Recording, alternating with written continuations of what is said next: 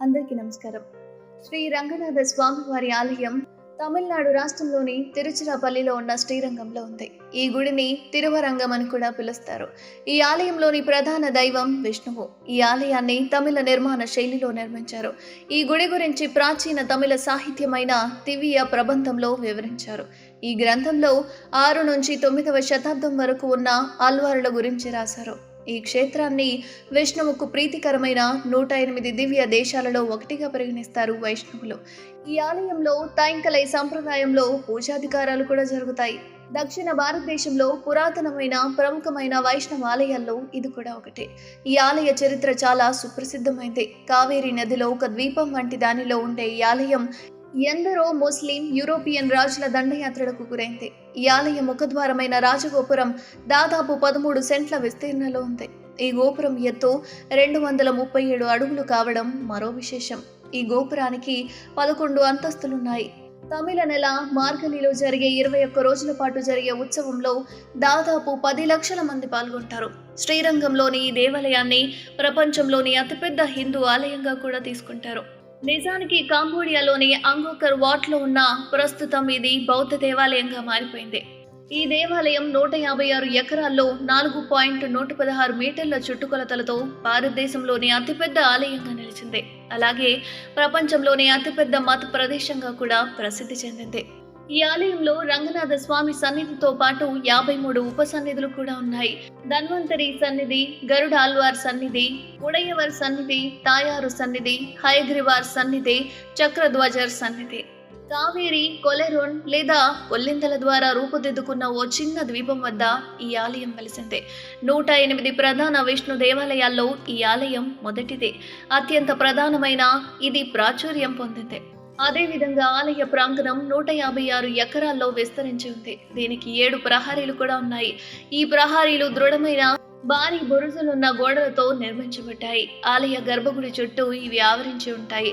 అన్ని ప్రాకారాల్లో ఉన్న 21 బ్రహ్మాండమైన స్తంభాలు సందర్శకులను ఆకట్టుకుంటాయి. ఈ ఆలయం వేల సంవత్సరాల నాటి ప్రాచీన నాగరికతను చాటి చెబుతుంది. కోరమండలం తీరాన్ని, తూర్పు దక్కన్ ప్రాంతంలోని ప్రధాన భూభాగాన్ని 300 ఏళ్లకు పైగా పరిపాలించిన చోళ వంశం ఆ ప్రాంతంలో ఓ పురోగామి హిందూ సంస్కృతి వర్ధిల్లేందుకు దోహదపడ్డాయట.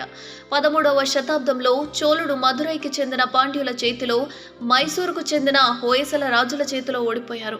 శ్రీరంగంలో ఆలయ నిర్మాణంపై హోయసలులు ప్రత్యేకమైన శ్రద్ధ చూపారు. కానీ అవి శాసనాలు, భవనాల వరకు మాత్రమే పరిమితమైపోయాయి. హోయసలులను 14వ శతాబ్దం మొదటి భాగంలో పాండ్యులు ఓడించారు. ఆ తర్వాత దక్కన్ పీఠభూమి మీద మహమ్మదీయులు తరచూ దాడులు చేసినప్పటికీ కూడా 1336లో విజయనగరంలో ఏర్పడిన హిందూ సామ్రాజ్యం నుంచి గట్టి ప్రతిఘటన ఎదుర్కోవాల్సి వచ్చింది. ఈ సామ్రాజ్యం తన స్వతంత్ర ప్రతిపత్తిని 1565 వరకు కొనసాగించుకోగలిగింది. అదే సమయంలో యూరోపియన్లు దక్షిణ భారతదేశంలో కాలుపెట్టారు. 16వ శతాబ్దంలో అనేక మంది విదేశీ పర్యాటకులు, వ్యాపారులు ఈ మార్గాల్లోంచి ప్రయాణాలు సాగించేవారట. కానీ విజయనగర సామ్రాజ్యం తమ వ్యాపారాల కోసం సమకూర్చిన మార్గాల మీద తప్పితే పోషక భూభాగాల మీద వారికి ఆసక్తి చాలా తక్కువగా ఉండేది. ఈ నేపథ్యంలో 1600లో ఆంగ్లేయుల ఈస్ట్ ఇండియా కంపెనీ, 1664లో ఫ్రెంచ్ కంపెనీలు వెలిశాయి.